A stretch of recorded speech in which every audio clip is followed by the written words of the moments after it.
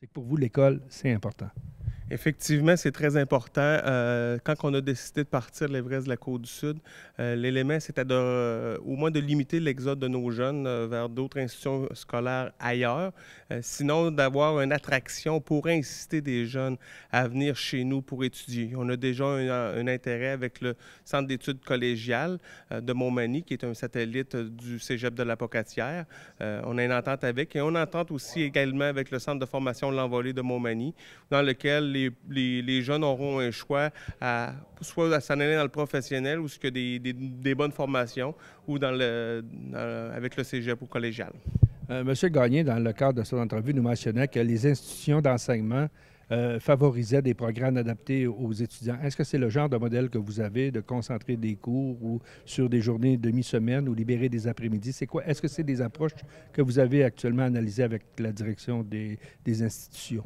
Exactement. Ce qu'on a présentement comme entente avec nos centres académiques, c'est que les jeunes vont pouvoir se libérer pour les entraînements. On a préconisé des entraînements le jour pour ne pas enlever de la glace aux utilisateurs actuels de l'aréna, soit le hockey mineur ou soit le patinage artistique. Fait qu'en pratiquant le jour, il fallait qu'ils nous libèrent une plage horaire de leur formation, de leur cours. Et on s'est entendu assez facilement pour qu'on puisse être, pour que les institutions soient aidants pour faciliter, comment je voudrais dire, l'entraînement en glace pour ces élèves-là.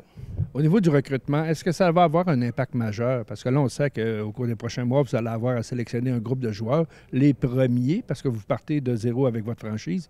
Est-ce que c'est des questions que vous allez poser aux jeunes, à savoir leur intention à cet égard? Effectivement, au début, c'est sûr qu'on va avoir des jeunes qui vont préconiser aller à l'école.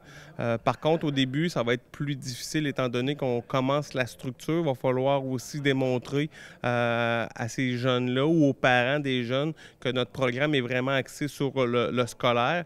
Il faut gagner aussi, mais c'est tout un ensemble qui va faire en sorte que les jeunes vont venir chez nous. Mais c'est sûr qu'on va avoir une structure académique qui va être très stricte, où ce que nos jeunes joueurs devront être cadrés par rapport au système qu'on veut leur donner.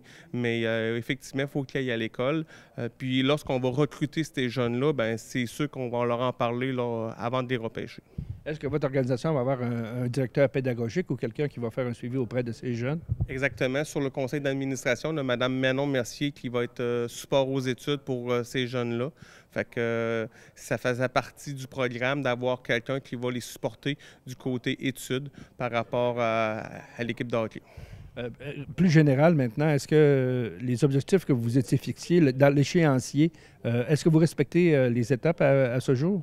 Présentement, toutes les étapes que se sont établies pour respecter l'échéancier, on est vraiment dedans. Présentement, on va avoir le repêchage qui va avoir lieu en juin. De toute manière, on ne peut pas présentement garantir aucun contrat à aucun des jeunes. Fait que présentement, on est en train, notre équipe de recruteurs est à l'analyse des joueurs potentiels à venir chez nous. On a l'avantage la première année de protéger 10 jeunes entre Lévis et Rimouski, dans lesquels on va pouvoir protéger immédiatement sans qu'ils puissent passer par le repêchage universel. Fait que ça va être un avantage pour nous. Après ça, ben là, il va falloir déterminer nos jeunes parce qu'on va en avoir 3 à protéger. Mais toutes nos échéances versus le programme pour mettre en place notre équipe en septembre, présentement, concorde parfaitement. Merci, M. Bouffard. Bon succès avec votre nouvelle formation.